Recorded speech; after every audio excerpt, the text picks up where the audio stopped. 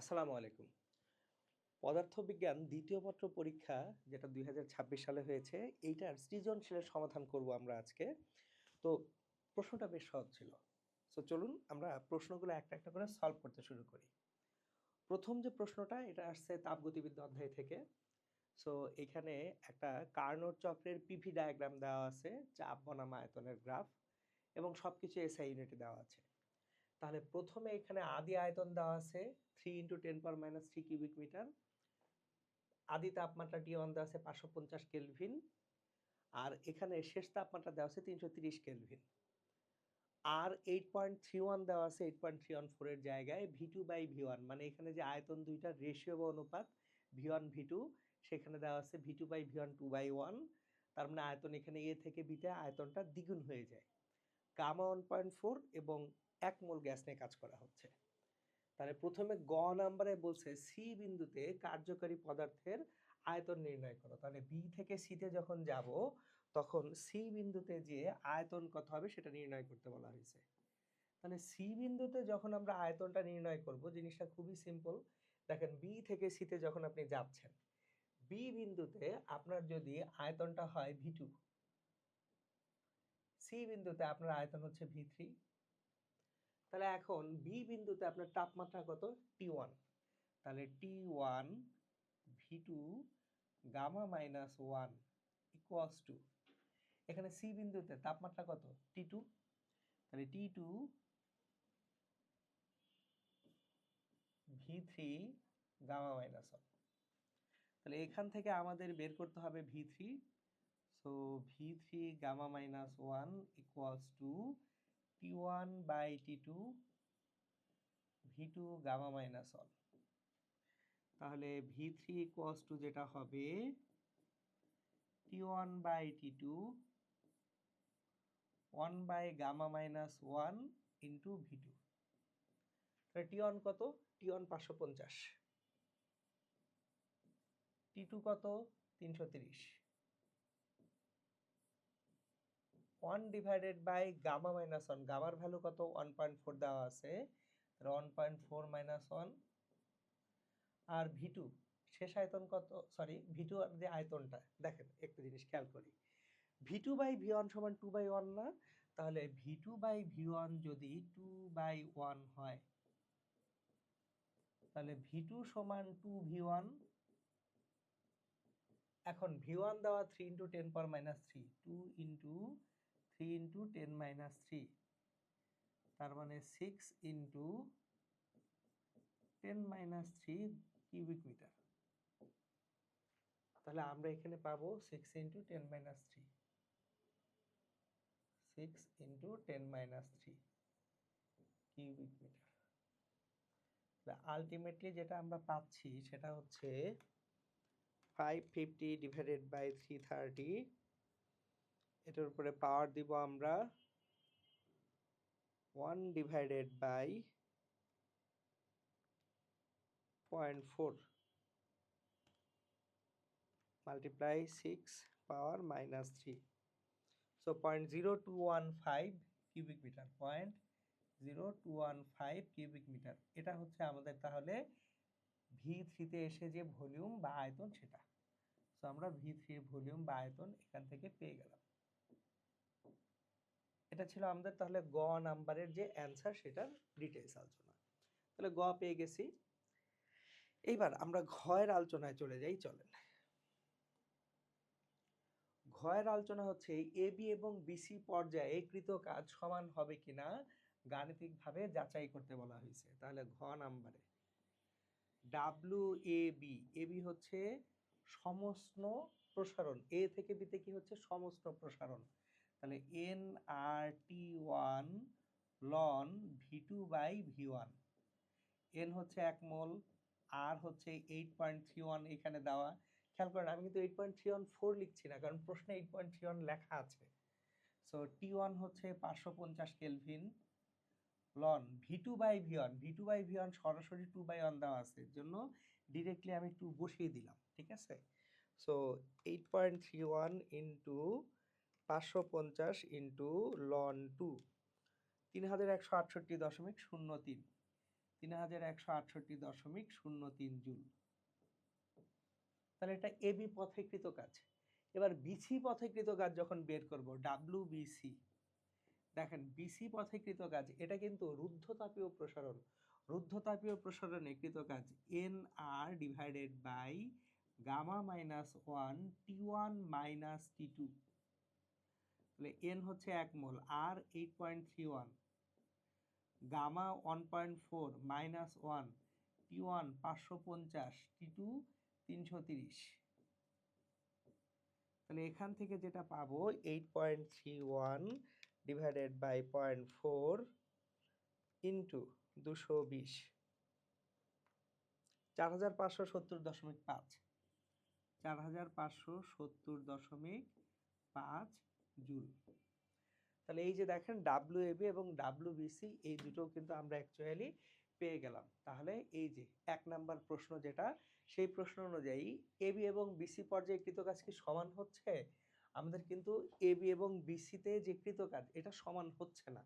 তাহলে আমরা এখন সিদ্ধান্তটা এখানে লিখব কিভাবে? আমরা সিদ্ধান্তটা এইভাবে লিখি, ডাব্লিউএবি নট ইকুয়ালস টু ডাব্লিউবিসি। তাহলে কৃতকাজ কি হচ্ছে না? সমান হবে না। কৃতকাজ সমান হবে না। তাহলে এই যে দেখেন একের সমাধান কিন্তু খুবই সহজ সরল এবং ইজিলি হয়ে গেল। শেষ। আমরা 2 নাম্বার প্রশ্নে চলে যাব। প্রশ্ন নাম্বার 2। দেখেন এখানে 3টা ক্যাপাসিটর দেওয়া আছে। 3টা ক্যাপাসিটর দিয়ে যে প্রশ্নটা করা হয়েছে, প্রথম প্রশ্ন হচ্ছে বর্তনীর তুল্য ধারকত্ব নির্ণয় করো, গ নাম্বার। তাহলে বর্তনীর তুল্য ধারকত্ব যখন আমরা নির্ণয় করব, দেখেন C1 C2 C3 3টা ক্যাপাসিটর। প্রথমে C2 এবং 3 এরা কিন্তু প্যারালালি আছে। তাহলে C2, 3 C2 3 এরা কিভাবে আছে? প্যারালালি। প্যারালালি থাকলে কি হয়? যোগ হয়ে যায়। তাহলে 2 যোগ 3 ইকুয়ালস টু 5 মাইক্রোফ্যারাড। আবার 1 এর সাথে 2 আর 3 এরা কিভাবে আছে? সিরিজে আছে। দেখেন আমরা যদি চিত্রটাকে একটু আবার আঁকি, C1, এটা C1, এটা হচ্ছে C2 3।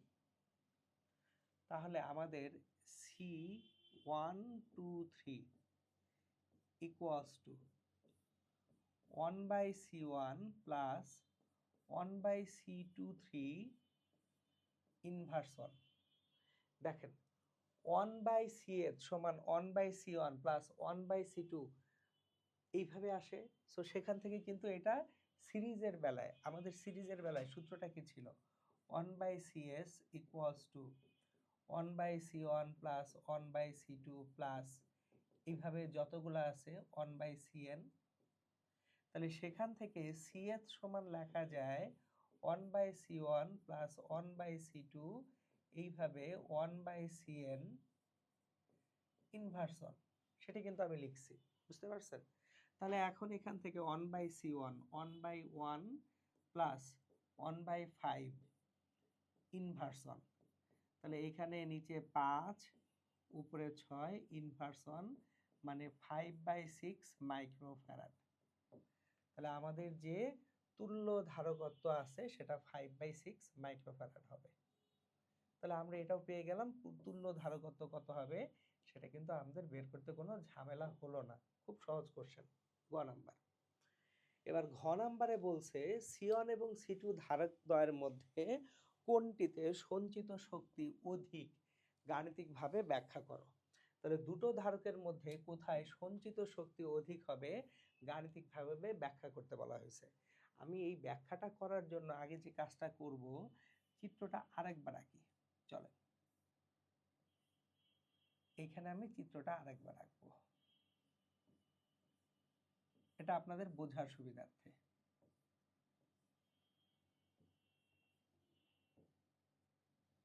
আমি এইখানকার পয়েন্টটার নাম দিব এ, এইখানকার পয়েন্টটার নাম দিব বি।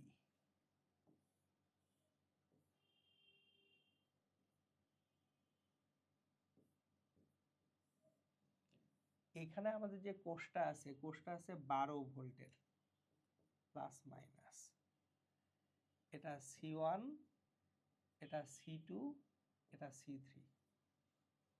এখন এই যে সার্কিটটা, এই সার্কিটের পাশে আমরা ইকুইভ্যালেন্ট সার্কিট আঁকবো আবার আরেকটা।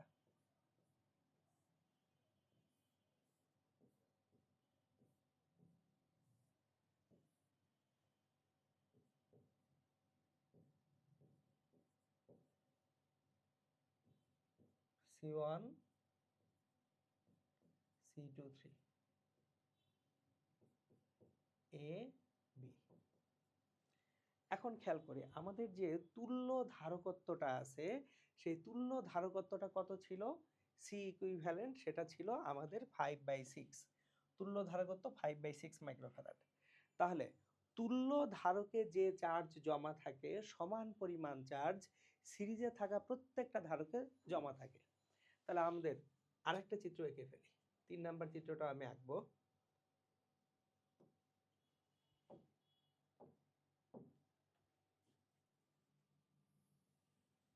এই দুইটা ডায়াগ্রাম আমি একটু সরায় নিব।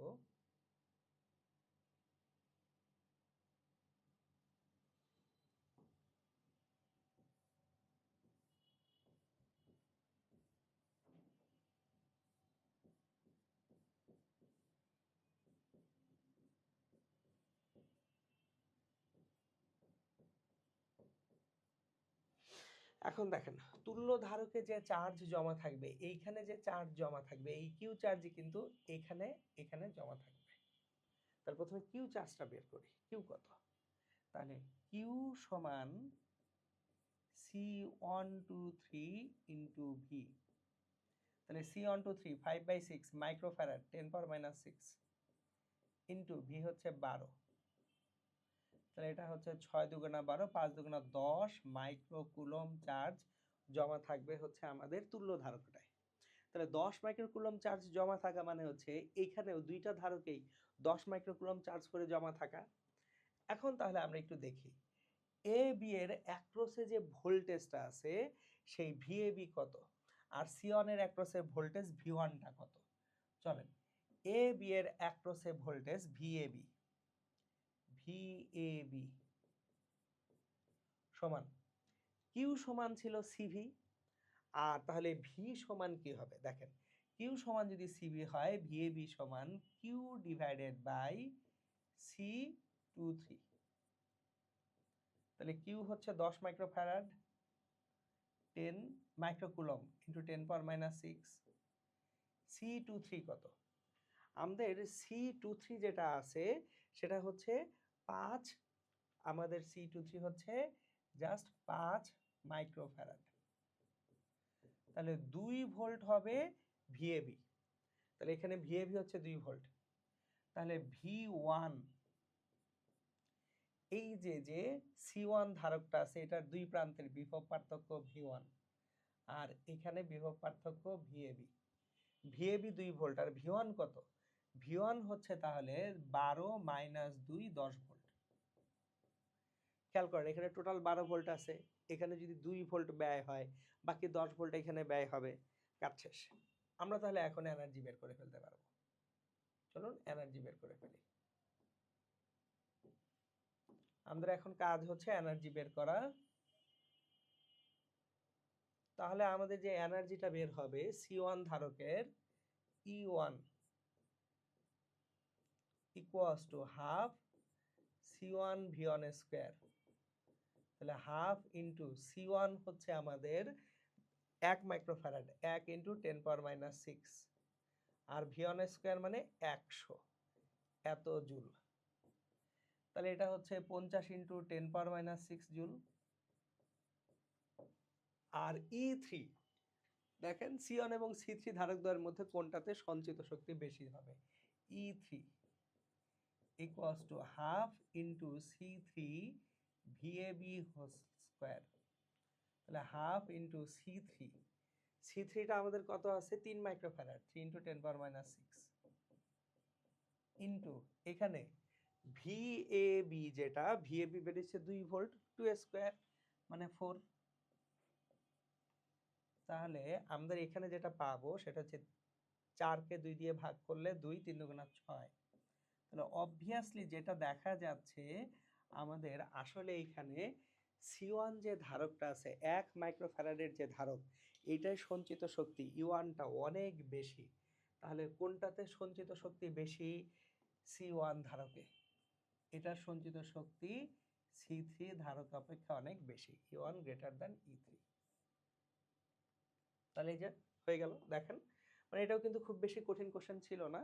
জাস্ট আপনাকে যেটা বের করতে হবে, এই যে ধারকের যে নেটওয়ার্কটা আছে এই নেটওয়ার্কটাকে আমরা পুনরায় আঁকলাম, একে আমরা ভোল্টেজ বা বিভব পার্থক্যটা বের করে নিছি, যে কোন ধারকের দুই প্রান্তের বিভব পার্থক্য কত, সেখান থেকে আমরা অ্যাকচুয়ালি এনার্জিটা বের করতে পারি।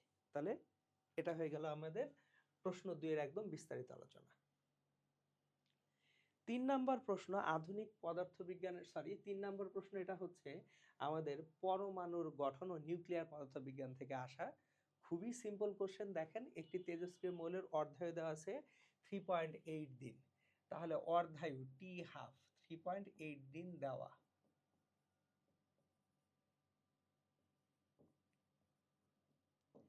জিজ্ঞেস করছে ক শিক্ষার্থী উক্ত মৌলের 82% ক্ষয় হতে কত সময় লাগবে তা পর্যবেক্ষণ করছিল।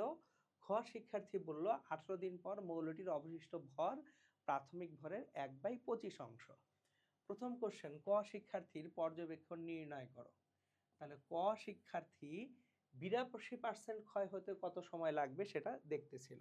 তাহলে ক্ষয় যদি হয় 82% ক্ষয় হলে অবশিষ্ট যেটা থাকে n সমান 0.18 n0। চলেন এটা একটু ভালো মতো বুঝি। 82% ক্ষয় হয়েছে, তার মানে অবশিষ্ট আছে 18%। তাহলে এনটা দিয়ে আমরা অবশিষ্ট বুঝি, তাহলে 0.18 n0 হচ্ছে n। এখন আমরা জানি n সমান n0 e minus lambda t. তাহলে পর্যবেক্ষণকাল টি বের করতে হবে n 0.18 n0 n0 e minus lambda, lambda হচ্ছে 0.693 divided by T half 3.8 into T. তাহলে এখান থেকে আমরা যদি লন 0.18 করি, n0 n0 কাটাকাটি যাবে, তাহলে এইটা হবে minus 0.693 divided by 3.8 into T. তাহলে এখান থেকে টি এর যে ভ্যালুটা আছে সেটা ক্যালকুলেট করি। লন 0.18 এটা একটা নেগেটিভ নাম্বার দিবে, এটা ইন্টু 3.8 ডিভাইডেড বাই 0.693, 9.4 দিন, টি আসবে 9.4 ডেজ। আপনারা ক্যালকুলেশনগুলো রিচেক করতে পারেন, কারণ ক্যালকুলেশনে আমার ভুল হতে পারে, হিউম্যান এরর হতে পারে, বুঝতে পারছেন? এখন তাহলে গ নাম্বারে হচ্ছে ক শিক্ষার্থীর পর্যবেক্ষণকাল নির্ণয় করো। ক শিক্ষার্থী তাহলে দেখতে পেল যে 82% ক্ষয় হতে সময় লাগতেছে 9.4 ডেজ। ওকে, এখন আমরা অ্যাকচুয়ালি ঘ যেটা খ শিক্ষার্থীর বক্তব্যের যথার্থতা গাণিতিকভাবে আমরা যাচাই করব। তাহলে খ যে শিক্ষার্থী আছে সে বলছে যে আপনার 18 দিন পরে মৌলটির অবশিষ্ট ভর প্রাথমিক ভরের 1/25 অংশ। তাহলে ঘ নাম্বার যখন সমাধান করতে যাব, n সমান n0 e minus lambda t, এখন টি কিন্তু 18 দিন, তাহলে n সমান n0 e মাইনাস ল্যামডা হচ্ছে 0.693 divided by T half 3.8 into 18। তাহলে এখান থেকে আমরা n সমান n0 e পাওয়ার মাইনাস যেটা পাবো, দেখি 0.693 ইন্টু 18 ডিভাইডেড বাই 3.8, এটা আমাদেরকে দেয় 3.2826, e মাইনাস 3.2826। তাহলে আমাদের n by n0 equals to, আমরা যদি e পাওয়ার করি মাইনাস 3.2826, 0.0375, 0.0375। তার মানে এইটা অ্যাকচুয়ালি 1 ডিভাইডেড বাই অ্যান্সার যদি করি 26.645, 1/26.645। তাহলে এই যে একটা জিনিস খেয়াল করেন, যেটা বলছে 18 দিন পরে মৌলটির অবশিষ্ট ভর প্রাথমিক ভরের 1/25 অংশ হচ্ছে না, প্রাথমিক ভরের 1/26.645 অংশ।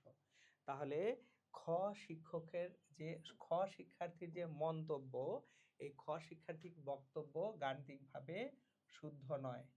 খ শিক্ষার্থীর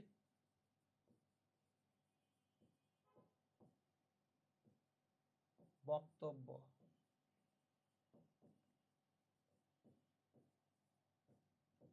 শুদ্ধ নয়। তাহলে দেখেন প্রশ্ন 3-এরও কিন্তু বিস্তারিত সমাধান আমরা করে ফেললাম। প্রশ্ন 4, এটা হচ্ছে অধ্যায় 3 থেকে আসা প্রশ্ন, চলতরিৎ থেকে আসা প্রশ্ন, খুবই সহজ সরল প্রশ্ন। দেখেন প্রশ্নে একটু ছোট্ট কনফিউশন আছে, তো আমার মনে হয় সেটা হচ্ছে টাইপিং এরর হতে পারে, কারণ আমরা প্রশ্নটা পড়ি। দেখেন, একজন শিক্ষার্থী বর্তনীটি নিয়ে পর্যবেক্ষণ করলো যে সাম্য অবস্থায় বর্তনীর মূল প্রবাহ এবং 6 ওহম রোধের মধ্যে দিয়ে প্রবাহ এ দুইয়ের অনুপাত সমান নয়। আসলে অনুপাত সমান নয় হলে দুটা ভিন্ন অনুপাত আসলে নির্ণয় করতে হয়। আমাদের তো শুধু সাম্য অবস্থায় বলছে, অন্য কোনো অবস্থা বলে নাই। তো আসলে এই দুইটার অনুপাত এক নয় বা এই দুইটার মান সমান নয়, এইভাবে বললে ভালো হতো। যাই হোক, আমরা নর্মালি কোশ্চেনটাকে সলভ করব। তো প্রথম যে গ নাম্বার কোশ্চেনটা এখানে করা আছে, চতুর্থ বাহুতে কত রোধ কিভাবে যুক্ত করলে বৃষ্টি সাম্য অবস্থা প্রাপ্ত হবে নির্ণয় করো। দেখেন বৃষ্টায় 6, 12, 18 আর 24। তাহলে চতুর্থ বাহুতে কত মানের রোধ কিভাবে যুক্ত করলে বৃষ্টিটা সাম্য অবস্থা প্রাপ্ত হবে। আমরা জানি সাম্য অবস্থার যে শর্তটা, পি বাই কিউ সমান আর বাই এস। তাহলে 6/12 equals to 18 divided by S. তাহলে আমাদের এখান থেকে এস হওয়ার কথা, এস ইকুয়ালস টু 18 গুণন 2 36 ওহম। কিন্তু আমাদের চতুর্থ বাহুতে আছে কত, 24 ওহম আছে। এখানে আছে কত, 24 ওহম। হওয়া উচিত ছিল কত সাম্য অবস্থার জন্য, 36 ওহম। তাহলে রোধ যদি বাড়াতে হয় সিরিজে যুক্ত করতে হবে, তাহলে শ্রেণীতে যুক্ত করতে হবে, শ্রেণীতে যুক্ত করতে হবে 36 মাইনাস 24, 12 ওহম। তাহলে 12 ওহম রোধ আমাদের শ্রেণীতে যুক্ত করতে হবে। এই হচ্ছে আমাদের গ এর ডিটেলস অ্যান্সার। সো গ নম্বরে এটাই চাওয়া হয়েছিল, চতুর্থ বাহুতে কত মানের রোধ কিভাবে যুক্ত করলে ব্রিজটা সাম্য অবস্থা প্রাপ্ত হবে, সেটা কিন্তু আমরা জেনে ফেললাম। এবার ঘ নাম্বার হচ্ছে শিক্ষার্থীর পর্যবেক্ষণের যথার্থতা গাণিতিকভাবে যাচাই করো। তার মানে অ্যাকচুয়ালি দেখাতে হবে যে সাম্য অবস্থায় যে আই রোধ, আই যে কারেন্টটা আর 6 ওহমের কারেন্ট আসলে সেম না, আর কিছুই না। তাহলে চলেন আমরা যদি বর্তনীটাকে সাম্য অবস্থায় আঁকি, তাহলে সাম্য অবস্থায় বর্তনীটা কিরকম হবে, উপরে থাকতেছে 6 আর 12, 6 ওহম 12 ওহম, নিচে থাকতেছে আমাদের 18 আর 36, 18 ওহম 36 ওহম, আর এখানে 12.5 ভোল্টের একটা কোষ, 12.5 ভোল্ট। তাহলে এখন দেখেন 6 আর 12, 18 ওহম, 18 আর 36 54 ওহম। তাহলে উপরে হচ্ছে আমাদের 18 ওহম, নিচে এখানে 18, 36, 54 ওহম। এই দুটো কিন্তু প্যারালাল। এখানে 12.5 ভোল্ট। চিত্র আঁকলে এই ম্যাথগুলো খুব সহজ হয়ে যায়।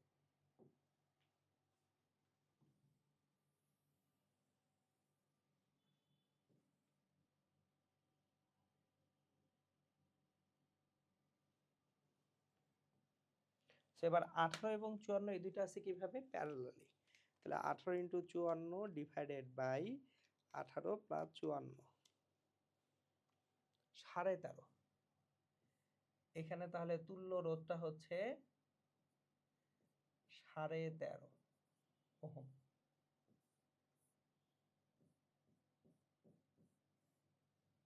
আর এটা হচ্ছে 12.5 ভোল্ট।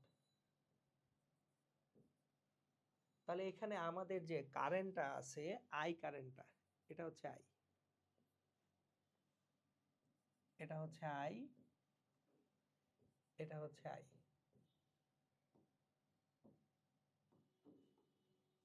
তাহলে আই ইকুয়ালস টু আমাদের যেটা হবে 13.5 divided by 13.5, 12.5 divided by 13.5 ampere. 12.5 divided by 13.5, 0.926 ampere, এটা হবে আই। আর 6 ওহমের মধ্যে দিয়ে যে কারেন্টটা, I through 6 ohm equals to, খেয়াল করেন এই আই কারেন্টটা এই 6 ওহমের মধ্যে দিয়ে যে কারেন্টটা যাচ্ছে I6,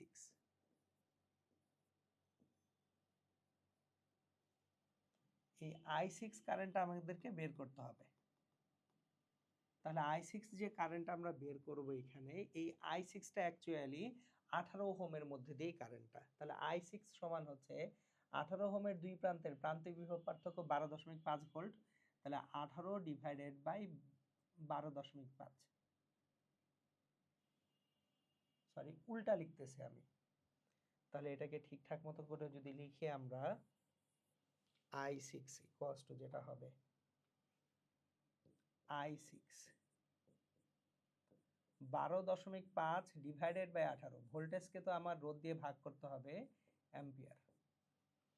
তাহলে 12.5 ডিভাইডেড বাই 18, এটা হবে 0.694 অ্যাম্পিয়ার। তাহলে এই যে দেখেন আমাদের অ্যাকচুয়ালি আই এবং I6 এই দুটার মান সমান হবে না, মানে রেশিও বলছে অনুপাত সমান নয়, অনুপাত সমান নয় আসতে হবে না, I not equals to I6, I not equals to I6। তাহলে এই হচ্ছে আমাদের 4 নাম্বার প্রশ্ন, যেটা অধ্যায় 3 থেকে আসে, সেটার বিস্তারিত আলোচনা। প্রশ্ন 5, এটা আসছে অধ্যায় 8, আমাদের হচ্ছে আধুনিক পদার্থবিজ্ঞানের সূচনা থেকে। রিতা অপেক্ষা মিতা 7 বছরের ছোট। তাহলে রিতা অপেক্ষা মিতা 7 বছরের ছোট। আমি যখন গয়ের সমাধান করব, রিতা অপেক্ষা মিতা কয় বছরের ছোট? 7 বছরের ছোট। রিতা অপেক্ষা মিতা 7 বছরের ছোট, মিতা 7 বছরের ছোট। রিতা 22 বছর বয়সে, তাহলে রিতার বয়স যখন 22, মিতার বয়স তখন 22 থেকে 7 বছর কম 15। তাহলে রিতা মিতা অপেক্ষা 7 বছরের ছোট, রিতা অপেক্ষা মিতা 7 বছরের ছোট। তাহলে রিতার বয়স যখন 22, তখন মিতার বয়স 15। রিতা 22 বছর বয়সে 100 মিটার দৈর্ঘ্যের একটি মহাকাশযানে চড়ে মহাকাশ ভ্রমণে বের হয়। মহাকাশযানের দ্রুতি দেওয়া আছে √3/2c, আলোর দ্রুতি যেখানে c। মিতার বয়স যখন 37 বছর, তখন রিতা পৃথিবীতে ফেরত আসে। মিতার যখন 37 বছর বয়স, মিতার বয়স যখন হবে 37, তখন পৃথিবীতে ফেরত আসে কে? রিতা। তাহলে মিতা পৃথিবীতে যে সময়টুকু কাটিয়েছে, সেই সময়টুকু টি, স্থির কাঠামোতে কাটা সময় হচ্ছে টি সমান 22 ইয়ার্স। এটা পৃথিবী বা স্থির কাঠামোতে কাটা সময়। এখন গ নাম্বার, মিতার নিকট গতিশীল মহাকাশযানের দৈর্ঘ্য কত মনে হবে? আচ্ছা, মিতার নিকট যে গতিশীল রকেটটা আছে, সেটার দৈর্ঘ্য কত মনে হবে, সেটা যদি আমরা দেখতে যাই। কার নিকট? মিতার নিকট। তাহলে মিতার নিকট গতিশীল রকেটের দৈর্ঘ্য L equals to L0 √1 - v² / c²। তাহলে L0টা হচ্ছে স্থির অবস্থায় দৈর্ঘ্য কত?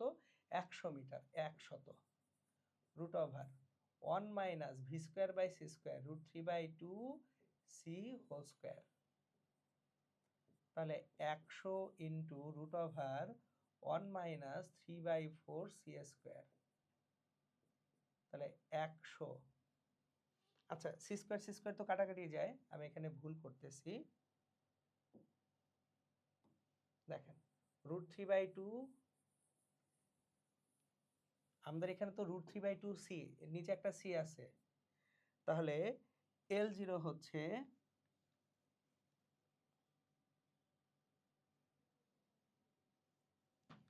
আমাদের L0 হচ্ছে 100 মিটার,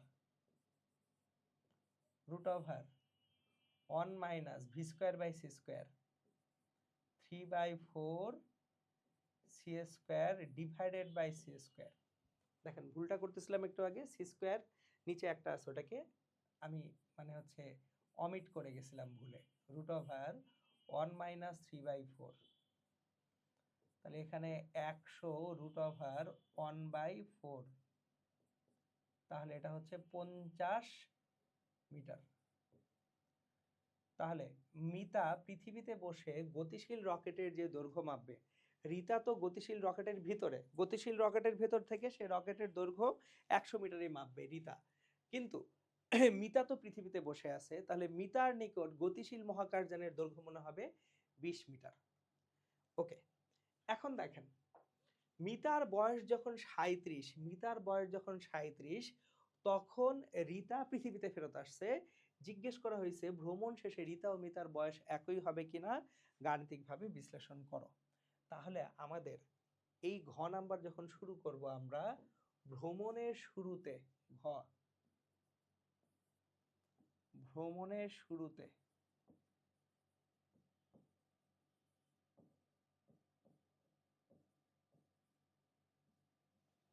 একদম ভ্রমণের শুরুতে রিতার বয়স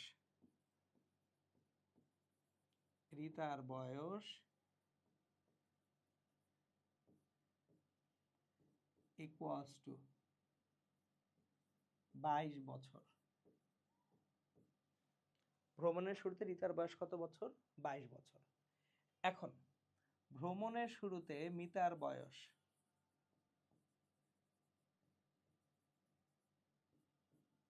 15 বছর। এখন ভ্রমণ শেষে মিতার বয়স ভ্রমণ শেষে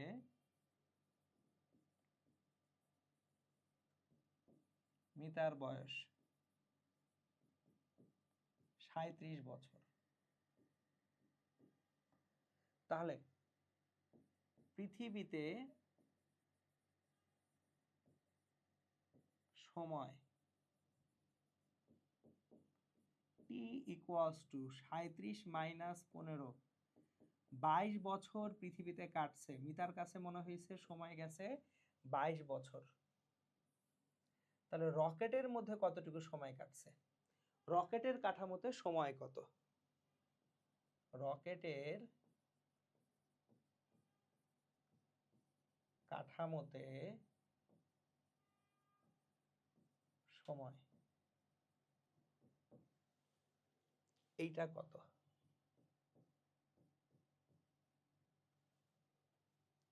তাহলে আমরা জানি T equals to T0 divided by √1 minus V square by C square. এটা আসে কোথা থেকে? কাল দীর্ঘায়ন থেকে। তাহলে আমাদের T0 লাগবে, T0 সমান T into √1 minus 3/4 V square by C square, একটু আগে যেটা পাইছি। তাহলে টি তো 22 বছর ইন্টু হাফ, তাহলে T0 হচ্ছে 11 বছর। তাহলে আমাদের রিতা অ্যাকচুয়ালি মহাকাশযানে ছিল, তার কাছে মনে হবে 11 বছর কাটছে। তাহলে ভ্রমণ শেষে রিতার বয়স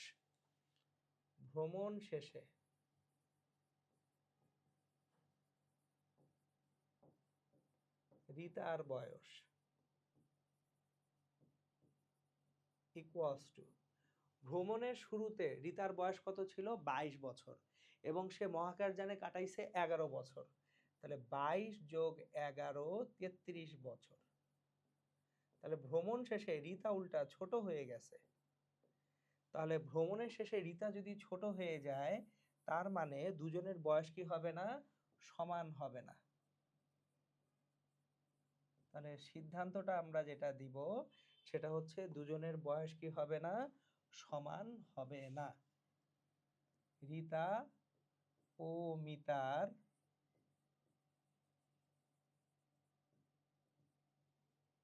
বয়স ভ্রমণ শেষে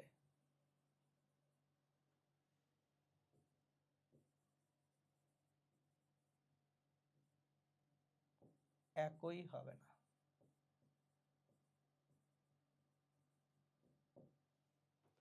সো তাহলে দেখেন 5 নাম্বার প্রশ্ন কিন্তু সহজ প্রশ্ন ছিল, ঝামেলা ছিল না, আমরা করে ফেললাম। এবার আসি প্রশ্ন নাম্বার 6 দেখি। একটি ইয়ং এর দ্বিচির পরীক্ষায়, মানে হচ্ছে বুঝতেই পারতেছি এটা অধ্যায় 7 ভৌত আলোক বিজ্ঞান থেকে আসা প্রশ্ন। একটি ইয়ং এর দ্বিচির পরীক্ষায় চির দ্বয়ের মধ্যবর্তী দূরত্ব 2.75 মিলিমিটার এবং চির হতে পর্দার দূরত্ব 1 মিটার। তাহলে দেখি এখানে কি কি ডেটা দেওয়া আছে।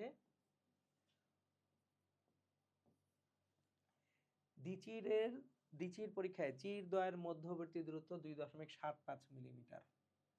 তাহলে চির দ্বয়ের মধ্যবর্তী দূরত্ব যেটা, সেটা হচ্ছে এ দিয়ে প্রকাশ করি আমরা। So 2.75 millimetre, 2.75 millimetre. তাহলে 2.75 ইন্টু 10⁻³ মিটার। চির হতে পর্দার দূরত্ব 1 মিটার, বড় ডি যেটা সেটা 1 মিটার। পর্দার উপর পি বিন্দুতে তরঙ্গদয়ের পথপার্থক্য দেওয়া আছে 2.1 ইন্টু 10⁻⁶ মিটার। তাহলে পি বিন্দু যেটা, এই বিন্দুতে মানে হচ্ছে পর্দার উপর পি বিন্দুতে অ্যাকচুয়ালি পথ পার্থক্য দেওয়া আছে। তাহলে পথ পার্থক্য যেটা, পি বিন্দুর পথ পার্থক্য ইকুয়ালস টু 2.1 ইন্টু 10⁻⁶ মিটার।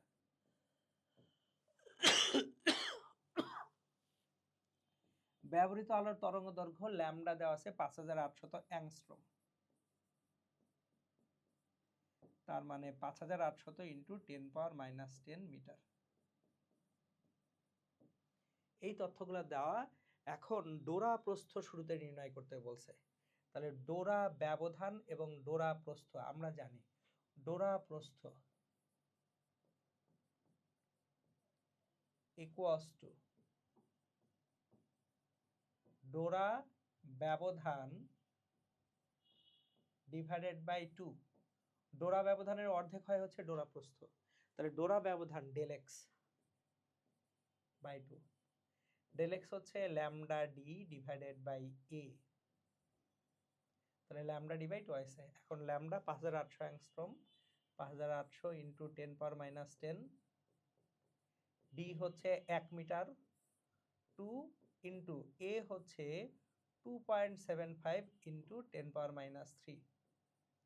তাহলে আলটিমেটলি আমরা ডোরা প্রস্থ যেটা পাবো, খুবই ছোট্ট ডোরা প্রস্থ তৈরি হবে 5800 power -10 divided by 2 divided by 2.75 power -3।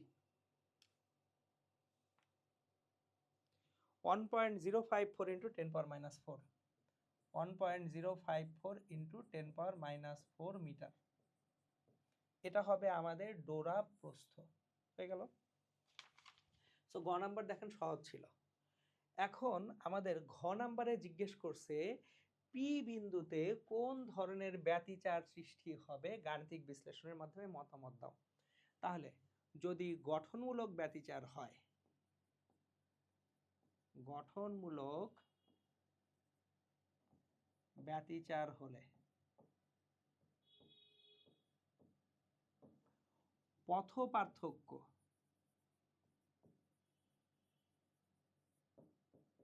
সমান এন ল্যামডা, যেখানে এন এর মান 0, 1, 2, 3 এইভাবে যাবে, পূর্ণ সংখ্যা হবে। তাহলে দেখি পথ পার্থক্য যেটা আমাদের এখানে দেওয়া আছে, আমাদের পথ পার্থক্য দেওয়া আছে 2.1 ইন্টু 10⁻⁻6। তাহলে আমাদের 2.1 ইন্টু 10⁻⁻6 equals two N lambda, N into lambda হচ্ছে 5800 ইন্টু 10⁻⁻10। তাহলে এখান থেকে এন এর যে মান আমরা পাবো সেই এন এর মানটা বের করব। 2.1 power minus 6 divided by 5800 power minus 10, N এর মান আসবে 3.62। এন পূর্ণ সংখ্যা হয় নাই, তাহলে এটা গঠনমূলক ব্যতিচার নয়।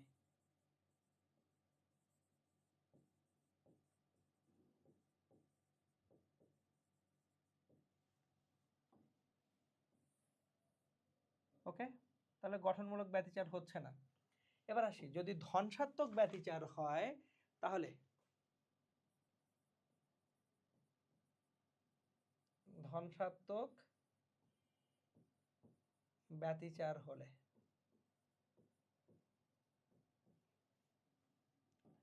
পথ পার্থক্য equals to twice N plus 1 lambda by 2। যদি ধনসাত্মক ব্যতিচার হয় টুয়াইস এন প্লাস 1 লেখা যায়, টুয়াইস এন মাইনাস 1 লেখা যায়। আমরা যদি প্লাস দিয়ে লিখি এন এর ভ্যালু 0 থেকে আমরা শুরু করব, মাইনাস দিয়ে লিখলে এন এর ভ্যালু 1 দিয়ে শুরু করতে হয়। তাহলে এখানে এন এর ভ্যালু, যেখানে n ইকুয়ালস টু 0 1 2 এইভাবে যাবে। তাহলে এখন হচ্ছে আমাদের 2.1 ইন্টু 10⁻⁻6 equals to twice N plus 1 lambda by 2 5800 into 10⁻⁻10 divided by 2। তাহলে এখান থেকে আমরা যেটা পাবো twice N plus 1 equals to, চলেন দেখি, 2.1 power minus 6 divided by 2900 power minus 10, এটা আসবে আমাদের 7.24। তাহলে এখান থেকে এন এর যে ভ্যালুটা পাবো 3.12। তাহলে এটা সম্পূর্ণরূপে ধনসাত্মক ব্যতিচার না, কারণ পূর্ণ সংখ্যায় লাগবে, কিন্তু এটাকে বলা হয় যে আংশিক ধনসাত্মক ব্যতিচার। তাহলে বলা যায় যে আংশিক ধ্বংসাত্মক ব্যতিচার, কারণ কাছাকাছি আছে।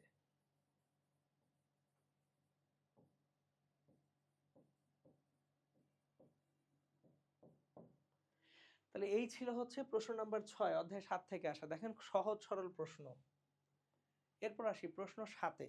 এই প্রশ্ন 7টা আসছে আমাদের যে বইয়ের অধ্যায় 5 থেকে, যে আপনার হচ্ছে তড়িৎচুম্বক আবেশ এবং দিক পরিবর্তী প্রবাহ, অতিরিক্ত সহজ একটা কোশ্চেন। মিস্টার রহমান ও মিসেস রহমান বাজার থেকে 1000 ওহমের একটি রুম হিটার কিনে আনলেন। এটিকে তারা আলাদাভাবে 220 ভোল্ট 50 হার্জ দিক পরিবর্তী প্রবাহে এসি এবং 220 ভোল্ট সমপ্রভাবে ডিসি সংযোগ দিয়ে তাপমাত্রা পর্যবেক্ষণ করলেন। গ নাম্বার যে প্রশ্নটা জিজ্ঞেস করা হয়েছে সেটা হচ্ছে উদ্দীপকের দিক পরিবর্তী প্রবাহের তড়িৎচালক বলের মান 0 থেকে কত সময় পর শীর্ষ মানে পৌঁছাবে নির্ণয় করো। তাহলে গ এর সমাধানটা আমি দেখাবো একটু ভিন্ন হবে। দেখেন, আমাদের কোনো একটা কম্পনের পূর্ণ কম্পন, যেটা এই পূর্ণ কম্পনে যে টাইমটা লাগে সেটা হচ্ছে টি, পূর্ণ কম্পনে যে সময় লাগে সেটা হচ্ছে টি। তাহলে 0 থেকে শীর্ষ মানে পৌঁছতে যে সময় লাগবে এটা কত হবে, T/4। তাহলে আমাদেরকে বের করতে হবে অ্যাকচুয়ালি T/4। গ নাম্বার আমাদেরকে T/4 বের করতে হবে। তাহলে উদ্দীপকের দিক পরিবর্তী প্রবাহের তড়িৎচালক বলের মান 0 থেকে কত সময় পর শীর্ষ মানে পৌঁছাবে, তাহলে T ইকুয়ালস টু T/4। এখন এখানে T ইকুয়ালস টু কি 1/f না, তাহলে 1/4f। তাহলে 1/4 ইন্টু এফ কত, 50 হার্জ, 1/200, যা হয় অ্যান্সার শেষ। দেখছেন কত সোজা question. 1 divided by 200, 5 into 10⁻³ second. অতিরিক্ত সহজ কোশ্চেন করা হয়েছে, হয়ে গেল। এটা ছিল গ নাম্বারের অ্যান্সার। এখন ঘ নাম্বারে বলছে উদ্দীপকের কোন সংযোগটি অধিক তাপ উৎপাদনে কার্যকর হবে। তাহলে ঘ নাম্বারে এসিতে যে উৎপন্ন তাপ H AC equals to I square AC R T. সমস্যা হচ্ছে এখানে যখন তাপের কথা বলছে, ক্ষমতা বলে নাই, তাপ, তার মানে সময় লাগবে, কিন্তু সময় দেওয়া নেই। তাহলে সময়টি ধরে নিয়ে আমরা কাজ করব যে যন্ত্রটা একই সময় ধরে চলতেছে। তাহলে আই স্কোয়ার এসি সমান অ্যাকচুয়ালি কত হবে দেখেন, আই স্কোয়ার এসি হবে V square AC divided by R square into R T. তাহলে আর আর কাটাকাটি গেল, V square AC divided by R T. এখন এসিতে যে ভোল্টেজটা আমরা নেই সাধারণত ক্ষমতার বেলায়, সেই ভোল্টেজটা কি হয় আমাদের সবসময় মাথায় রাখবো আরএমএস ভ্যালু। তাহলে ভিএসি সমান আরএমএস ভ্যালু কত, 220 ডিভাইডেড বাই √2। আমরা শীর্ষ মান নিব না, আমরা কি নিব, আমরা নিব হচ্ছে আরএমএস ভ্যালু 220 ভোল্ট 50 হার্জ। এখন 220 ভোল্ট হচ্ছে শীর্ষ মান, তাহলে আরএমএস ভ্যালু কত, 220 বাই √2। তাহলে 220 divided by √2 whole square divided by R কত, 1000 ওহম, 1000 ইন্টু টি। তাহলে 220 স্কয়ার ডিভাইডেড বাই 2000। ওকে, তাহলে 220 স্কয়ার ডিভাইডেড বাই হচ্ছে আমাদের 2000, এটা আসবে 24.2 টি। আর যদি এইচডিসির কথা চিন্তা করি, এইচডিসি সরাসরি V square DC divided by R into T. তাহলে 220 square divided by 1000 into T. তাহলে 220 স্কয়ার ডিভাইডেড বাই 1000, 48.4 টি। তাহলে এখানে দেখাই যাচ্ছে যে ডিসি যেটা, এই ডিসিতে অ্যাকচুয়ালি আমাদের তাপ অধিক উৎপন্ন হবে। তাহলে এইচডিসি ডিসি সংযোগে অধিক তাপ উৎপন্ন হবে।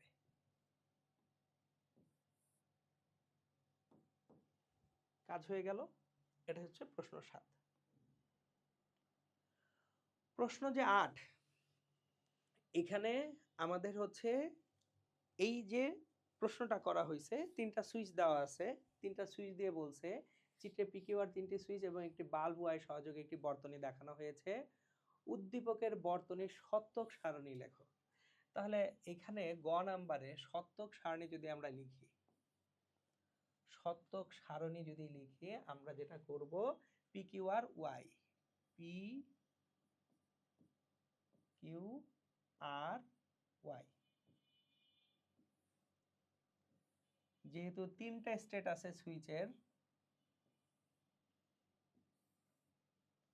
0 0 0, 3টাই 0, 3টা সুইচই আমার অফ হয়ে আছে, তাহলে বাল্বের ওয়াই 0 0 0 1,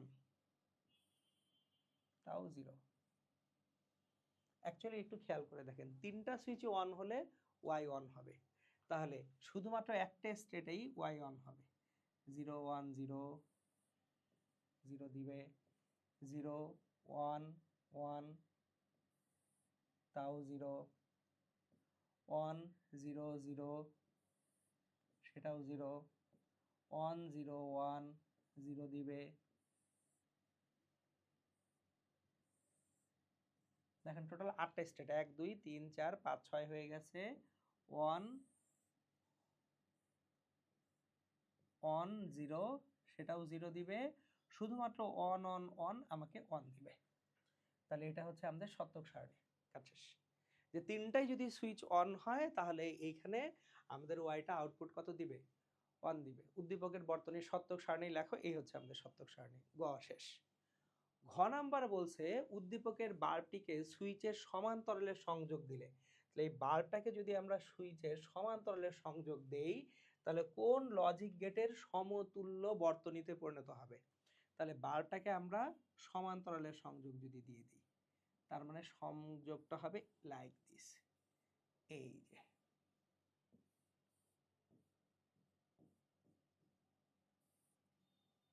এই বাল্ব ওয়াই এখন এখানে চলে আসছে পিকিউআর। তাহলে এখন একটা জিনিস খেয়াল করি, এই বাল্বটা যদি আমাদের জ্বলতে হয় তাহলে এই দিক দিয়ে কোনো শর্ট সার্কিট হইতে পারবে না। উপরে পিকিউআর তিনটাই যদি অন হয়ে যায়, পিকিউআর তিনটাই যদি অন হয় তাহলে শর্ট সার্কিট হয়ে বাল্বটা জিরো হয়ে যাবে। তাহলে এবার শক্তক সারণীটা যদি লিখি,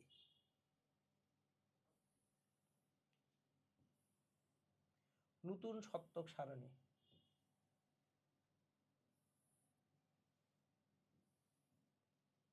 আবারও 8টা এলিমেন্টে আমাদের রাখতে হবে পি কিউ আর ওয়াই।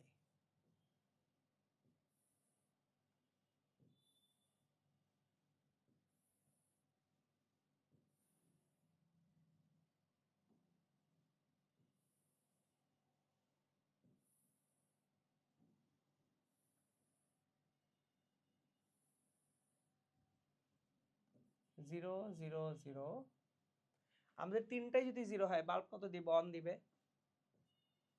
তারপর জিরো জিরো ওয়ান, দুইটা জিরো, শর্ট সার্কিট তো হচ্ছে না। দেখেন শুধুমাত্র তিনটা অন হলে আমি বাল্ব জিরো পাবো, তার মানে তিনটা অন হলে আমি পাবো জিরো, বাকি সকল ক্ষেত্রে বাল্ব অন থাকবে। So zero one zero, zero one one, one zero zero, one zero one, on on zero, বাকি প্রত্যেক ক্ষেত্রেই বাল্বটা কি হয়ে থাকবে? অন হয়ে থাকবে। শুধু তিনটা সুইচ অন হলে বাল্বটা জিরো হয়ে যাবে। তাহলে তিনটা সুইচ অন হচ্ছে একসাথে, তখন বাল্বটা জিরো হচ্ছে। এইটা কোন লজিক গেটের সমতুল্য হয়? তাহলে খেয়াল করেন, আমি যদি চিত্রটাকে আঁকি, তিনটা সুইচ অন, তাহলে এই যে দেখেন তিনটা সুইচ অন অবস্থায় গল্পটা এরকম। তাহলে পি কিউ আর তিনটা সুইচই অন হয়ে আছে, তখন যে কিন্তু এটা শর্ট সার্কিট হয়েছে, বাল্বটা কি দিবে? ওয়াই সমান, এই সিচুয়েশনে ওয়াই সমান জিরো দিবে। তাহলে তিনটাই যদি অন হয় সেক্ষেত্রে আউটকাম জিরো হয়ে গেছে, তাহলে নট অ্যান্ড। এখন তাহলে এটা হচ্ছে একটা ন্যান্ড গেট, ন্যান্ড গেট তৈরি হবে। ওয়াই সমান পি কিউ আর, খেয়াল করেন আমার পিকিউআর এর যে কোনোটা জিরো হোক আউটকাম অন হবে, পিকিউআর এর যে কোনোটা জিরো হোক আউটকাম কত? ওয়ান। কিন্তু পিকিউআর এর তিনটাই যদি ওয়ান হয় তাহলে ওয়ান এর এই যে এখানে আমরা ওয়ানকে ইনভার্ট করলে জিরো পাবো, তাহলে পিকিউআর তিনটায় অন হলে জিরো হয়। তাহলে এটা হচ্ছে একটা 3 ইনপুট ন্যান্ড গেট হবে যদি আমরা বাল্বটাকে প্যারালালি কানেক্টেড করি। তাহলে এই ছিল আমাদের 2026 সালের পদার্থবিজ্ঞান প্রশ্নের একেবারে সিকিউগুলোর ডিটেইলস আলোচনা। আশা করি সবাই ইনশাআল্লাহ বুঝতে পারছেন। সবাই ইনশাআল্লাহ ভালো থাকবেন, সুস্থ থাকবেন, সুন্দর থাকবেন। আসসালামু আলাইকুম।